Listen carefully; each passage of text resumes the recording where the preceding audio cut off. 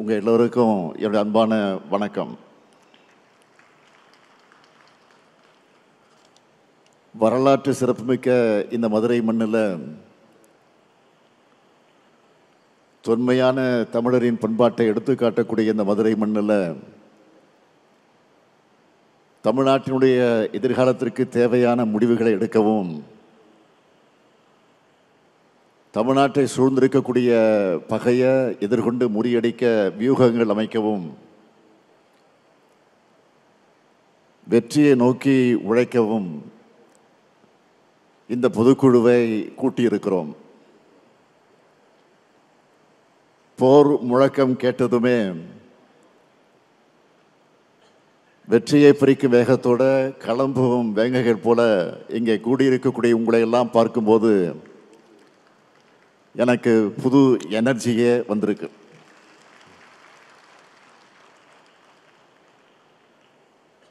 இன்னைக்கு தமிழ்நாட்டு உரிமைகளை நிலைநாட்ட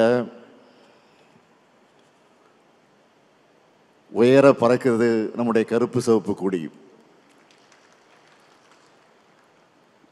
இந்த கொடி எத்தனை போராட்டங்களுக்கு பிறகு, எத்தனை தியாகங்களுக்கு பிறகு விண்ணுயிர பறக்கிறது என்பதற்கு தலைவர் கலைஞர் அவர்கள் மதுரை மேலமாச வீதியில பேசினதை நான் இங்கே நினைவூட்ட விரும்புகிறேன். மதுரை மண்டலத்தில் திமுகவை வளர்க்க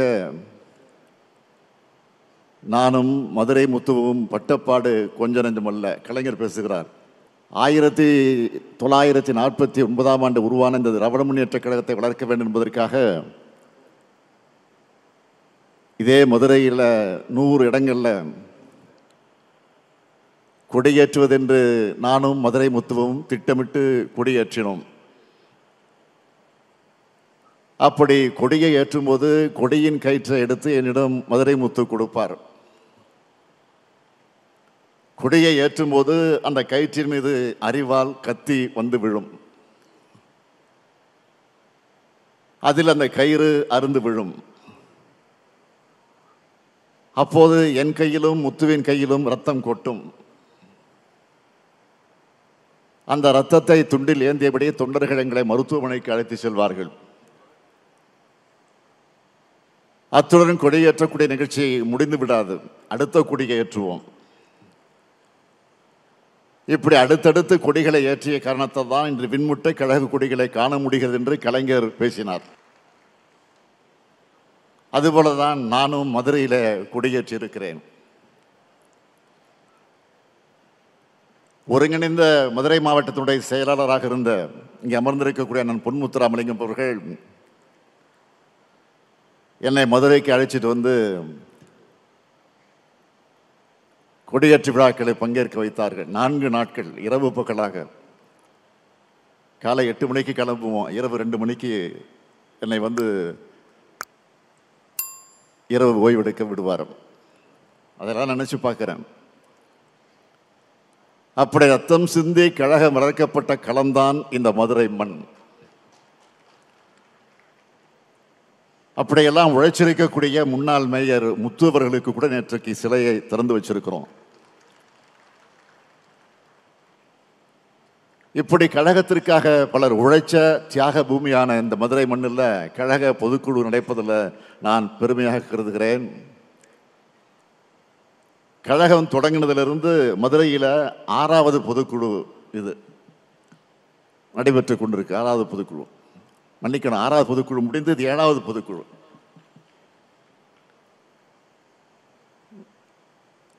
ஏழாவது முறை கழகம் ஆட்சி அமைக்க அடிகொள்ளக்கூடிய பொதுக்குழு தான் இந்த 7வது பொதுக்குழு.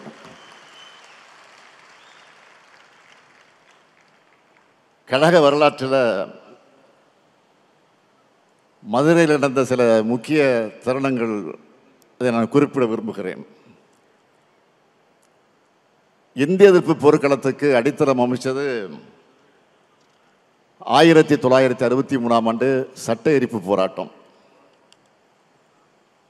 மதுரை முத்து உள்ளிட்ட 5 பேர் ஓராண்டு காலம் சிறை தண்டனை பெற்றாங்க. அந்த போராட்டத்திற்கு பார்வையாளராக வந்த அன்றைய பொருளாளர்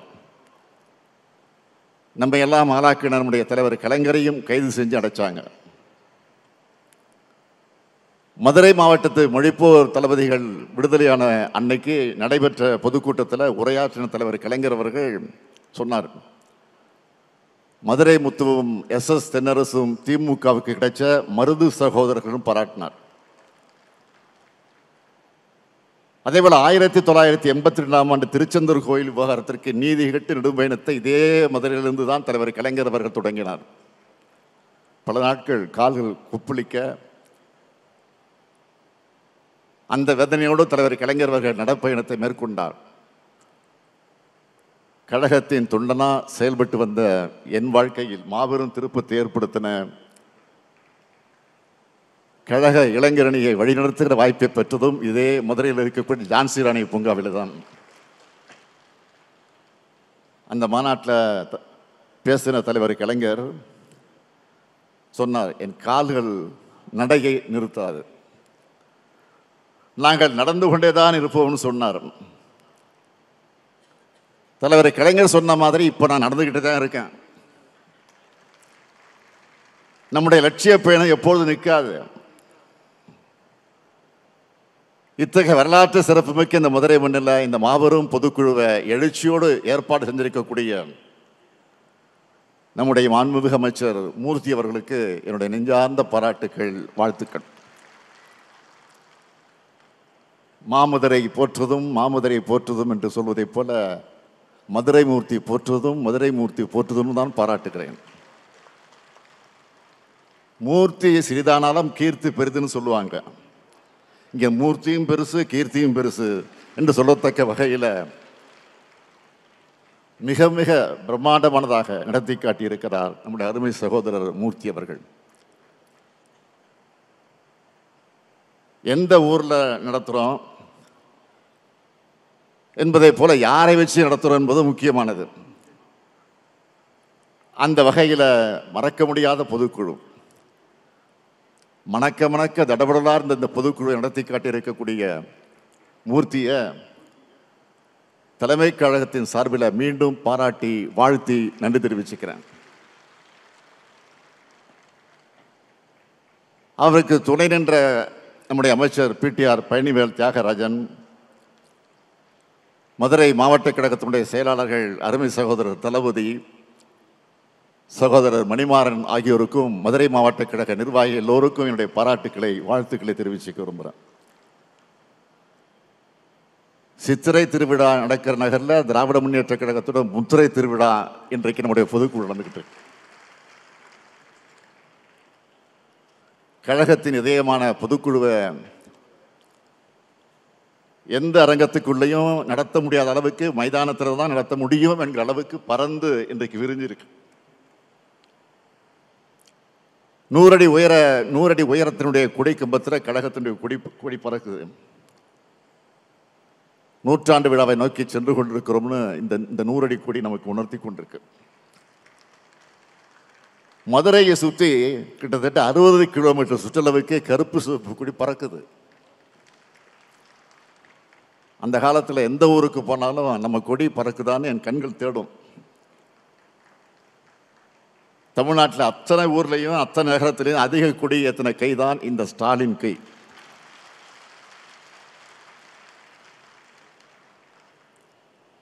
நம்மை பொறுத்தவரை பகுத்தறிப்பகர்வன் தந்தை பெரியார், அறிவுலக ஆசான் அறிஞர் அண்ணா, தமிழக தலைவர் கலைஞர், திராவிட முன்னேற்ற கழகம், கருப்பு சிவப்பு கொடி, உதயசூரியன் சின்னம், அண்ணா அறிவாலயம், இவைதான் நம்முடைய உயிர்.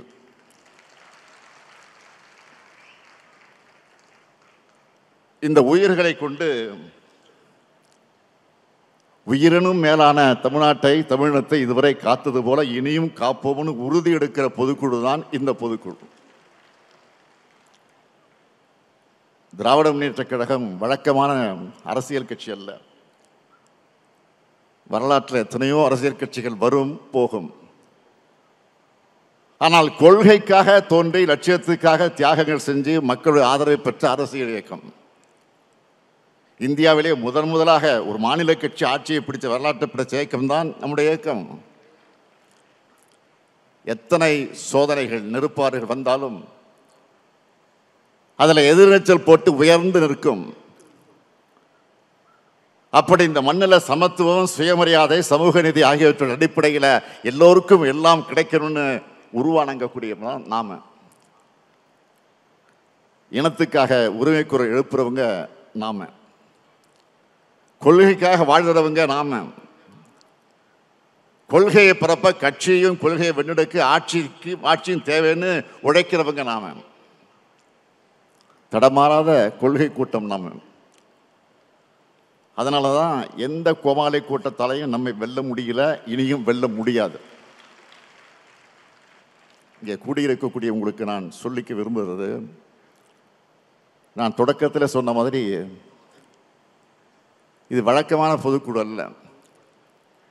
7வது முறையா வாகை சூட வியூகம் வகுக்கிற பொதுக்குழு. அடுத்த ஆண்டு இதே நேரத்தில் என்ன மாதிரி தலைப்பு செய்தி வந்திருக்கும்னா, 7வது முறையா திமுக ஆட்சி அமைத்தது.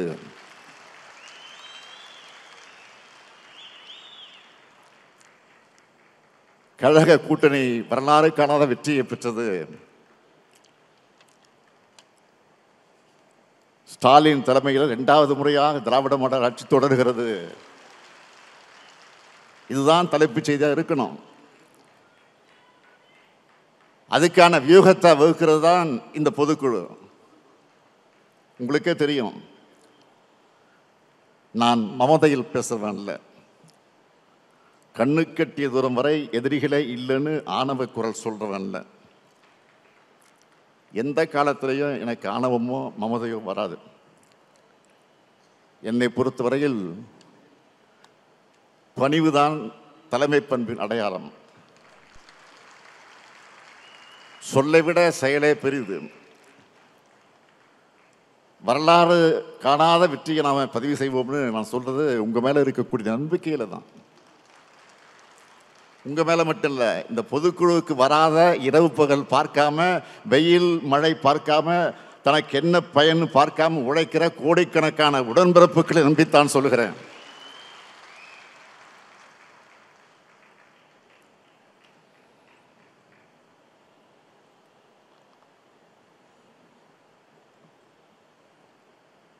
கழகம் இதுவரைக்கும் அடைஞ்ச வெற்றிகளுக்கெல்லாம் நீங்க தான் காரணம். உடன்பிறப்புகளான நீங்க இல்லாம கழகமும் இல்லை, நானும் இல்லை. என்னை தலைவராக உருவாக்கினது நீங்க.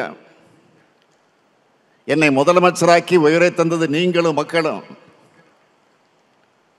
உலகத்தில் எந்த கட்சிக்கும் இப்படிப்பட்ட உறுதிமிக்க உழைப்பாளர்கள், தொண்டாளர்கள் கிடைச்சிருக்க மாட்டாங்க. இப்படிப்பட்ட தொண்டர்கள் காத்து நிற்கிறதுனால தான் 75 ஆண்டு காலத்தை கடந்து நூற்றாண்டை நோக்கி அதே வேகத்தோடு நாம் இன்றைக்கு நடைபெற்று கொண்டிருக்கிறோம். சூரியன் நிரந்தரமானது, அதுபோல கழகமும் நிரந்தரமானது. கழகம் எப்படி நிரந்தரமானதோ அதுபோல நம்முடைய கழக ஆட்சியும் நிரந்தரமானது என்ற நிலையை நாம் உருவாக்கணும். அந்த நிலையை உருவாக்க முடியும். அது உங்களால் தான் முடியும், நம்மால் தான் முடியும். அதே நேரத்தில் அது சாதாரணமான விஷயம் இல்லை. இன்றைக்கு நாம் அனுபவிக்கிற சோதனைகளும் நெருக்கடிகளும் சாதாரணமானது இல்லை. நாம் இன்று மாநிலத்தினுடைய ஆளுங்கட்சி. ஆனால் ஒரு எதிர்கட்சியை போல சோதனைகளும் நெருக்கடிகளும் நம்மை தொடர்ந்து வருது. மாநிலத்தினுடைய முதலமைச்சராக நான் இருந்தாலும் எதிர்கட்சியை போல போராடி கொண்டே இருக்க வேண்டியிருக்கிறது. இது தமிழ்நாட்டின் நலனுக்காக நடக்கிற போராட்டம், மாநில உரிமைகளுக்காக நடைபெறக்கூடிய போராட்டம். அரசியல் எதிரிகள் ஒரு பக்கம், கொள்கை எதிரிகள் ஒரு பக்கம், இன எதிரிகள் இன்னொரு பக்கம், துரோகிகள் அடுத்த பக்கம்னு எல்லா பக்கமும் எதிரிகள். இதுக்கிடையில் கட்சியும் ஆட்சியும் நடத்துகிற மாபெரும் பொறுப்பு என் தோளிலே சுமத்தப்பட்டிருக்கு. அவதூறுகள் மூலமாக, பொய்கள் மூலமாக நம்ம வீழ்த்த பார்க்கிறாங்க. அதுக்கு சமூக ஊடகங்களை பயன்படுத்துறாங்க. நான் ஏற்கனவே ஒரு மாதிரி சொன்னது போல திமுகவுக்கு என்றைக்கும் ஊடக சொகுசு இருந்ததில்லை. ஆளுங்கட்சியாக இருந்தாலும் சரி, எதிர்கட்சியாக இருந்தாலும் சரி, திராவிட முன்னேற்ற கழகம் மேலதான் அதிக விமர்சனங்கள் வரும். திராவிட முன்னேற்ற கழகத்தை ஆதரிக்கிறவங்க கூட சில நேரங்களில் எதிரிகளால் பரப்பப்படக்கூடிய அவதூறுகளை, போலி தகவலை நம்பி அவங்கள நம்மை தாக்குகிற நிலையை இன்றைக்கு சமூக ஊடகங்களில் பார்க்குறோம். ஏன் நம்ம ஆதரவு ஆட்களை இது அடுத்தவருக்கு அனுப்புகிற செயலையும் சில நேரங்கள் தங்களை அறியாமல் செய்கிறாங்க. ஆனால் உண்மை நிலவரம் என்ன? திமுக ஆட்சிக்கு ஆன்டி இன்கம்பன்சியை விட ப்ரோ இன்கம்பன்சி தான் மக்கள்கிட்ட அதிகமாக இருக்கு. அதாவது திமுக ஆட்சிக்கு எதிரான அலையை விட ஆதரவு அலை தான் அதிகமாக வீசுது. அது வெளியே தெரியாம மறைக்க, திசை திருப்ப சிலர் நினைக்கிறாங்க. எப்படிப்பட்ட சூழல்ல நாம ஆட்சியில் அமர்ந்தோம் மக்களுக்கு தெரியும். கடந்த அதிமுக பாஜக கூட்டணி ஆட்சியால அதில் பாதாளத்திற்கு போன தமிழ்நாட்டை மீட்டிருக்கோம்.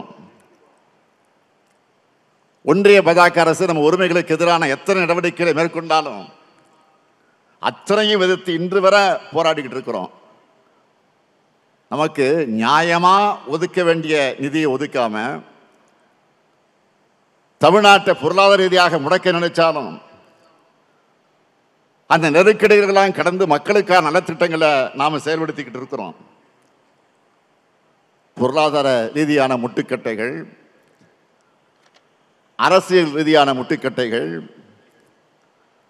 ஆளுநர் வழியாக வரக்கூடிய முட்டுக்கட்டைகள், உரிமைகளை பறிக்கக்கூடிய அபகரிக்கக்கூடிய முட்டுக்கட்டைகள்னு எத்தனையோ தடைகளை ஒன்றிய பாஜக அரசு போட்டாலும் அதையெல்லாம் கடந்து இன்று இந்தியாவிலேயே வளர்ச்சியில் நம்பர் 1 மாநிலமாக தமிழ்நாட்டை உயர்த்தி இருக்கிறோம்.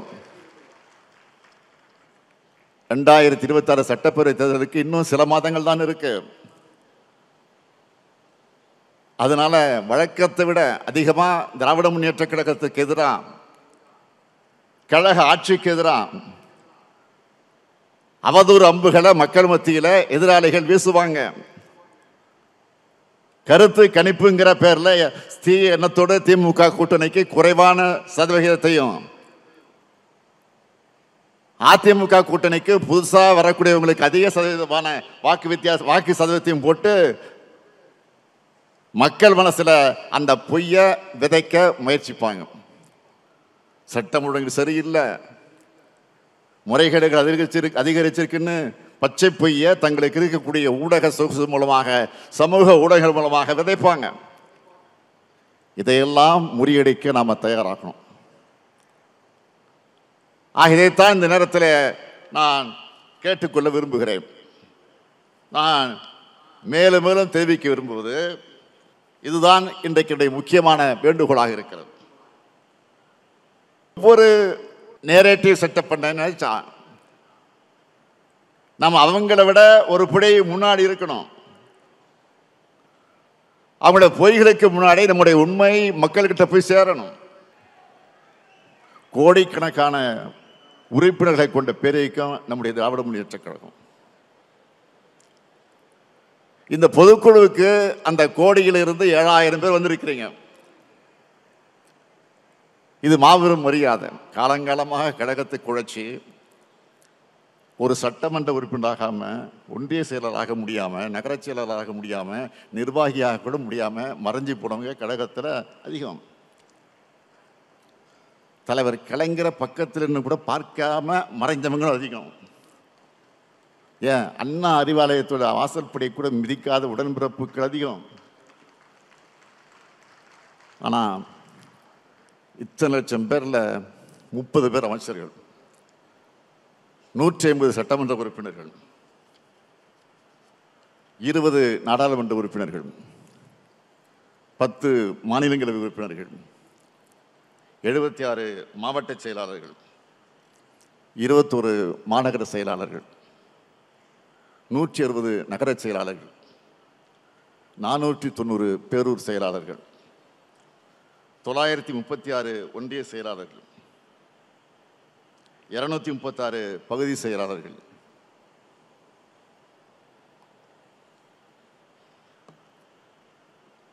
1505 பகுதி வார்டு செயலாளர்கள், 3800 76 நகர வார்டு செயலாளர்கள், 79,962 கிளை செயலாளர்கள், 68,467 பூத்து பொறுப்பாளர்கள், பல ஆயிரம் சார்பணி நிர்வாகிகள்னு இத்தனை பேருக்கு திராவிட முன்னேற்ற கழகம் பொறுப்புகளை வழங்கியிருக்கு.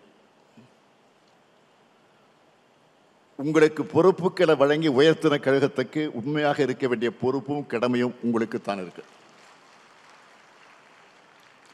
உங்களை வாழ வச்ச கழகத்தை நீங்க வாழ வையுங்க. இந்த இயக்கத்துக்கு உண்மையாக இருங்க. இதுதான் என்னுடைய பணிவான வேண்டுகோள். நான் தலைவராக பொறுப்பேற்றதிலிருந்து நம்ம தொடர்ந்து வெற்றி பெறுவதற்கான காரணங்களை ஒன்று நம்ம கூட்டணி. 2017ஆம் ஆண்டு முரசொலியினுடைய பவள விழா நடத்தணும். அதிலிருந்து நம்முடைய பயணம் தொடங்குச்சு, கூட்டணி பயணம். தமிழ்நாட்டு வரலாற்றிலே ஒரு கூட்டணி இத்தனை தேர்தல்களுக்கு தொடர்ந்ததாக வரலாறு கிடையாது. நம்ம வெற்றி கூட்டணி வலுவா தொடர்ந்ததுன்னா அதுக்கு காரணம் நம்ம கூட்டணி தோழர்களை நாம் மதித்து செயல்படுறோம். நம்ம கூட்டணி கட்சி தலைவர்கிட்ட நான் எப்படி நட்போடும் பாச உணர்வோடு பழகுகிறேனோ நீங்களும் அதே உணர்வோடு கூட்டணி கட்சியோடு சேர்ந்து செயலாற்றணும். சில இடங்களில் முரண்பாடுகள் இருக்கலாம், இருந்தாலும் பேசி விட்டு கொடுத்து பணியாற்றணும். அப்போதான் நம்ம வெற்றி பயணத்தை தொடர முடியும். எதிர்க்கட்சி தலைவராக இருக்கக்கூடிய பழனிசாமி என்ன நினைச்சார்? நம்ம கூட்டணி உடையும் பிரியும் நினைச்சார். அதுக்காக என்னென்ன கதைகள் எல்லாம் உருவாக்கினார். 2024 நாடாளுமன்ற தேர்தலில் பாஜகவோட பிரிஞ்சு அது ஒரு நாடகம் நடத்தினார். என்ன காரணம்? நம்ம கூட்டணி அதெல்லாம் உடையணும்னு நினைச்சாரு. ஆனால் அவங்களுடைய எண்ணம் ஈடேறல. அதனால தான் இப்போ டெல்லிக்கு போய் பல கார்கள் மாறி மாறி போய் அமித்ஷாவை சந்திச்சு மீண்டும் பாஜக கிட்ட சரணடைஞ்சிக்கிட்டு இருக்காரு. அதிமுக பாஜக கூட்டணியை அமித்ஷா அறிவிச்சப்போ ஒரு வார்த்தை கூட பேசல. பக்கத்தில் உட்கார்ந்துருக்கிறார், ஒவ்வியமா பக்கத்தில் உட்கார்ந்துருக்கிறார். என்ன அடக்கம்! சசிகலா இவரை முதலமைச்சராக அறிவிச்ச போது எப்படியெல்லாம் ஆக்ஷன் பண்ணாரோ அதே மாதிரி நடிப்பு. என்ன காலில் மட்டும்தான் விழல, விழுந்துதான் அது ஊர்ந்து போய் விழுந்திருப்பாரு. அது வேற. ஒருவேளை தனியாக செஞ்சாங்களான்னு அது நமக்கு தெரியல. நாம கேட்கிறது,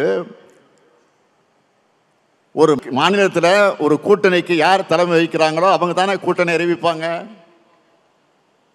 ஆனால் அங்கே அமித்ஷா அறிவிக்கிறார். இதிலிருந்தே இவங்க லட்சணத்தை புரிஞ்சிக்கலாம். ஒட்டுமொத்தமாக பாஜகவோட கண்ட்ரோலுக்கு போயிருக்கு அதிமுக. ஒட்டுமொத்தமாக தமிழ்நாட்டையும் பாஜகவோட கண்ட்ரோலுக்கு கொண்டு போகத்தான் பழனிசாமி துடிக்கிறார். அதனால தான் அமித்ஷா இங்கே அடிக்கடி வர்றாரு. நான் ஏற்கனவே சொன்னது தான், மீண்டும் உறுதியோடு சொல்றேன், எந்த ஷா வந்தாலும் தமிழ்நாட்டை ஆள முடியாது. டெல்லிக்கு தமிழ்நாடு எப்பவுமே அவுட் ஆஃப் கண்ட்ரோல் தான். இதை மக்கள்கிட்ட நாம எடுத்துக்கிட்டு போகணும். பாஜக கூட்டணி ஆட்சி வந்தா தமிழ்நாட்டை என்ன பண்ணுவாங்கன்னு சொல்லணும். மத கலவரங்களை உண்டு பண்ணுவாங்க, சாதி கலவரங்களை தூண்டுவாங்க, மக்களை எல்லா வகையிலும் பிளவுபடுத்துவாங்க, நம்ம பசங்களை படிக்க விட மாட்டாங்க,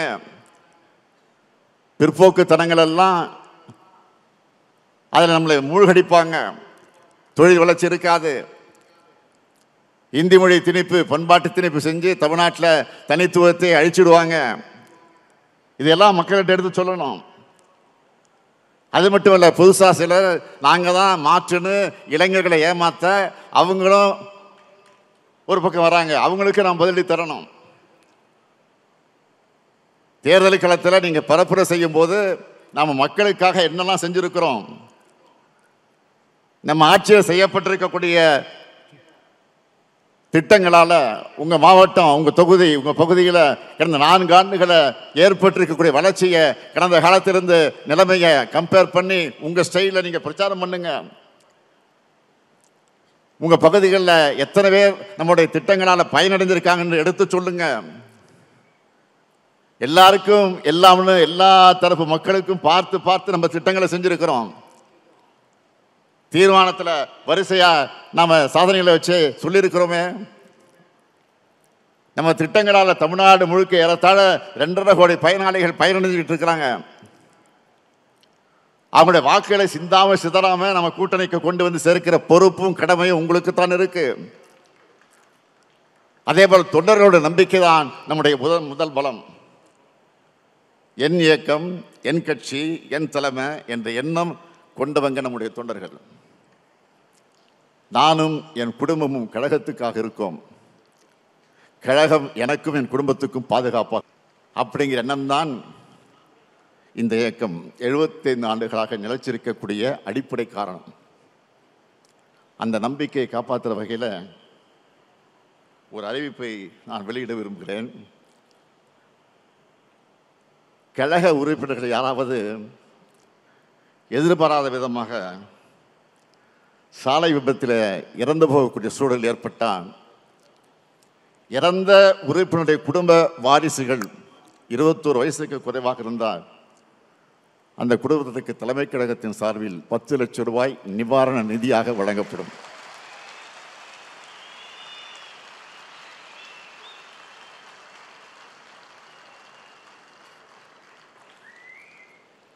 அது மட்டுமல்ல, அந்த பிள்ளைகளின் படிப்பு, குடும்ப சூழலுக்கு இந்த நிதி உதவும். நான் உங்களுக்கு எல்லாம் சொல்லிக்கொள்வது, பொறுப்பில் இருக்கிற நிர்வாகிகளும் அவங்க சொல்றதை நிறைவேற்ற தொண்டர்கள் தான் கழகத்தோட வலிமை. நிர்வாகிகளை, தொண்டர்களை முன்னோடிகளாக கருதணும். தொண்டர்கள் இல்லாமல் இந்த இயக்கம் இருக்க முடியாது. அதுபோல நிர்வாகி இல்லாமல் இந்த இயக்கம் செயல்பட முடியாது. இருவருமே நம்ம குடியில் இருக்கக்கூடிய கருப்பு சிவப்பு போலதான் ஒற்றுமையாக செயல்படணும். மாவட்ட செயலாளர்கள் தங்களுக்கு இருக்கக்கூடிய நிர்வாகிகளையும், தங்களுக்கு கீழே இருக்கக்கூடிய நிர்வாகிகளையும், பொறுப்பாளர்களையும் அரவணைத்து செல்லணும். தாங்கும் தூண்கள் இல்லாமல் கோபுரம் நிற்க முடியாது என்பதை மனசில் வச்சு செயல்படுங்க. திமுகங்கிற இயக்கம் தொடங்கும் போதே இளைஞர்களால் உருவான இயக்கம். பேரறிஞர் அண்ணாவுக்கு அப்போ 40 வயசு தான். தலைவர் கலைஞருக்கு 25 வயசு தான். பேராசிரியருக்கு 27 வயசு. நாவலர், முதியழகன் அவங்கெல்லாம் இளைஞர்கள் தான். அவங்க அரசியல் களத்திலும் போராட்ட களத்திலும் முதன்மையாக நின்று பல இளைஞர்களை ஈர்த்தாங்க, கழகத்தை ஆட்சிக்கு கொண்டு வந்தாங்க. அதுபோல் இங்கே உள்ள நிர்வாகிகளும் இளைஞர்களை கட்சியில் நீங்கள் ஊக்கப்படுத்தணும். கழகத்தில் இப்போ 23 அணிகள் இருக்கு. இன்னைக்கு புதுசாக 2 அணிகள் உருவாக்கப்படுகிற சட்ட திருத்தத்தை கொண்டு வந்திருக்கிறோம். இதில் பெரும்பாலான அளவில் நிர்வாகிகள் போடப்பட்டிருக்கிறாங்க. இன்னும் நிரப்பப்படாத பொறுப்புகளில் இளைஞர்களை உடனடியாக நியமிங்க. அணிகள் எல்லாமே தாய் கழகத்திற்கு வலு சேர்க்கத்தான் அமைக்கப்பட்டிருக்கு. அதில் இளைஞர்களுக்கு வாய்ப்பை கொடுங்க. எந்த அளவிற்கு இளைஞர்களுக்கு இடம் கொடுக்கிறீங்களோ அந்த அளவுக்கு கழகத்தில் புது ரத்தம் பாயும். செயல்பாடுகள் வேகமாக இருக்கும். வெற்றி உறுதி செய்யப்படும். தேர்தல் பணிகளை ஒருங்கிணைக்க மண்டல வாரியாக நாம் பொறுப்பாளர்களை போட்டிருக்கிறோம். அந்த பொறுப்பாளர்கள் வந்து சந்திப்பாங்க. புதிய நிர்வாகிகள் சிறப்பாக செயல்படணும். 234 தொகுதிகளில் பார்வையாளராக நியமிக்கப்பட்டிருக்கக்கூடிய அவங்க பணிகளை அவங்க செஞ்சுட்டு இருக்கிறாங்க.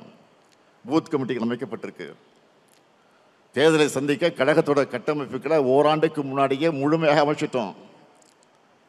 இதை வர்ற காலங்களில் செயல்படுத்தினால பெரிய வெற்றியை எளிதாக பெற்றுள்ளலாம். முதல் 2 மாதங்களுக்கு உங்களுடைய முதல் பணி என்பது புதிய உறுப்பினர் சேர்க்கை. சிறப்பு தீர்மானம் ஏற்றணுமே. நம்முடைய சட்டத்துறை செயலாளர் எல்நாள் இளங்கோவர்கள் விளக்கம் கொடுத்தாரு. ஓரணியில் தமிழ்நாடு என்ற பெயரில் உறுப்பினர் சேர்க்கை தொடங்கி இருக்கிறோம். வீடு வீடாக சென்று உறுப்பினர் சேர்க்கை நடத்தணும். திமுகவின் திட்டங்களை, சாதனைகளை, உரிமை போராட்டங்களை எடுத்து சொல்லுங்க. இப்படிப்பட்ட திமுகவில் இணையறீங்களான்னு கேட்டால் ஆமான்னு மனப்பூர்வமாக பதில் சொல்லக்கூடிய வகையில் நம்ம விளக்கம் இருக்கணும். இன்றைய நிலையில் கழக ஆட்சியின் திட்டங்கள் போய் சேராத குடும்பமே தமிழ்நாட்டில் இருக்காது. ஒவ்வொரு குடும்பத்திலும் திமுகவுக்கு மகத்தான ஆதரவு இருக்கு. அவர்கள் ஆர்வங்களை கட்சியில் உறுப்பினராக நீங்கள் சேர்க்கணும். மாவட்ட கழக செயலாளர்கள் புதிய உறுப்பினர்களை சேர்ப்பதற்கான படிவத்தை விரைவில் அறிவாலயத்திற்கு வந்து நீங்கள் பெற்று செல்லணும். இந்த பணியை நானே தொடர்ந்து ஆய்வு செய்வேன். இங்கே வந்திருக்கக்கூடிய நிர்வாகிகளுக்கு நானே போன் மூலமாக தொடர்பு கொண்டு பேசுவேன். அப்போ எவ்வளோ உறுப்பினர் சேர்க்கை செஞ்சிருக்கீங்கன்னு நீங்கள் சொல்லணும், சேர்த்துருக்கீங்கன்னு. இந்த பணியை மிக சிறப்பாக நீங்கள் சிறப்பாக செய்வீங்கன்னு நான் முழுமையாக நம்புகிறேன். என்னை பொறுத்தவரையில் இங்கே எல்லோரும் உறுதிமொழி எடுக்கணும். என் வாக்குச்சாவடியில் திராவிட முன்னேற்ற கழக கூட்டணியை வெற்றி பெற வைப்பேன். என் தொகுதி வெற்றி தொகுதி என்ற உறுதிமொழியை எல்லோரும் எடுத்துக்கிட்டு செயல்படணும். பாஜக கிட்ட இருந்து தமிழ்நாட்டை காப்பாற்றுகிற கட்சி கட்டமைப்பை கொள்கை பிடிப்பும் வலிமையான தலைமையும் நம்ம கிட்ட மட்டும்தான் இருக்கு, வேற யார்கிட்டையும் கிடையாது. இந்த நேரத்தில் இங்கே ராஜா அவர்கள் பேசுகிற போது நீலகிரி மாவட்டத்தில் நான் சுற்றுப்பயணம் செஞ்ச போது ஒரு சம்பவத்தை எடுத்து சொன்னார். அதே போல் இன்னொரு சம்பவம் அவர் சொல்லுவார் என்று எதிர்பார்த்தேன், நான் சொல்லுகிறேன். அது நீலகிரி மாவட்டத்தில் சுற்றுப்பயணத்தை முடித்துவிட்டு மேட்டுப்பாளையம் வழியாக நான் கோவைக்கு வந்து கொண்டிருக்கிறேன். வழியெல்லாம் மக்கள் நிற்கிறார்கள் சாலை ஓரங்களில். எல்லாரையும் பார்த்துட்டு போகிறேன். எனக்கு விமானம் கொஞ்சம் லேட்டாக வருது, அதனால் கொஞ்சம் மெதுவாக வாங்கினு அங்கேருந்து தகவல் வருது கோவைக்கு. அதனால் ரொம்ப ஸ்லோவாக 4 பேர்லாம் நின்று பேசிட்டு வர்றேன். வேகமாக போகல, மெதுவாக வந்து ஒவ்வொரு இடம் பார்த்துட்டு வந்துட்டு இருக்கேன். அப்போ ஒரு 10 பேர் 15 பேர் ஒரு இடத்துல நின்றுட்டு இருக்கிறாங்க. நின்று என்னன்னு கேட்குறேன். கையில் ஒரு பேப்பர் வச்சுருந்தாங்க. நான் பெட்டிஷன் நினச்சி பொண்ணாமா பெட்டிஷன் தானே கொண்டாங்கண்ணே கொடுத்தாங்க. சிரிச்சு வாங்கிட்டாங்க. ரொம்ப சிரிச்ச முகம். ஒரு நடுத்தர குடும்பம் தாண்டி இருக்கக்கூடிய குடும்பமாக இருக்கும் அது. அந்த அம்மா ஒரு 50-55 வயசு இருக்கும் அந்த அம்மாவுக்கு. அதை வாங்கிட்டேன். கார் உடனே கிளம்பிச்சு. நான் பின்னாடி ராஜா உட்காந்துருந்தார். மனு கொடுத்தாங்க ஒரு அம்மா, உங்கள்கிட்ட கொடுத்தேன் பின்னாடி. நான் படிக்கல, ஆனால் ரொம்ப வசதியான குடும்பத்தை சேர்ந்த மாதிரி இருக்கிறாங்க. என்ன மனு ஏதாச்சும் பாருங்கன்னு சொன்னேன். அவர் படிச்சுட்டு சொன்னார். உடனே கொடுத்துட்டாங்க. ஆச்சரியத்தோடு கொடுத்தாரு. பார்த்தீங்களா என்னன்னு பார்த்தா எழுதியிருக்கிறாங்க. ஒரு ஆசிரியர். அவங்க ஆசிரியர் என்ன சொல்கிறாங்கன்னா, நான் திமுகவை வெறி பிடித்தவர், இந்த ஆட்சி பல திட்டங்களை செஞ்சுக்கிட்டு இருக்குன்னு வரிசையாக திட்டங்கள்லாம் சொல்லி இதெல்லாம் நிறுத்துறதுக்கான முயற்சி நடந்துக்கிட்டு இருக்கு, தயவு செஞ்சு விட்டுறாதீங்க.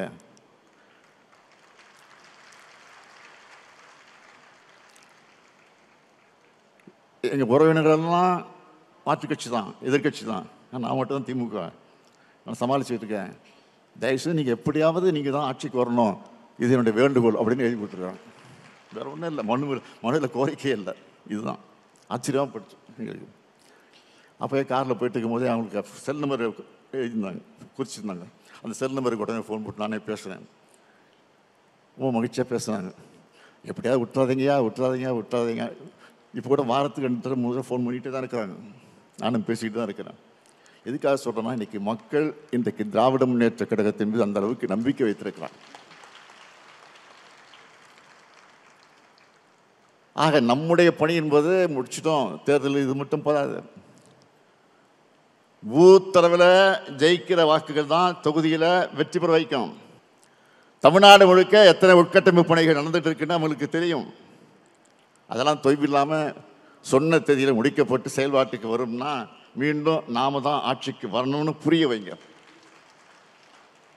ஜூன் 1 வாரத்திலிருந்து என்னுடைய பணி என்னன்னா, கழக நிர்வாகிகளை தொகுதி வாரியாக அண்ணா அறிவாலயத்தில் நான் சந்திக்க போகிறேன்.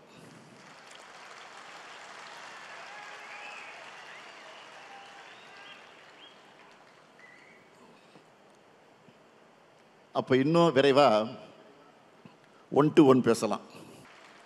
ஒவ்வொருத்தருக்கும் ஒவ்வொரு பொறுப்பு நான் வழங்கியிருக்கிறேன். அதை சிறப்பாக எந்த விமர்சனம் இல்லாமல் செஞ்சு காட்டினா அதை விட எனக்கு மகிழ்ச்சி இருக்க முடியாது. எனக்கு தெரிஞ்சது அரசியல் மட்டும்தான். தலைவர் கலைஞராக இருந்தால் கவிதை எழுதுவார், கதைகள் எழுதுவார், சினிமா வசனம் எழுதுவார், இலக்கிய மேடைகளை கலக்குவார், பேசுவார். ஆனால் நான் அரசியல் உழைப்புன்னு வளர்ந்தேன்.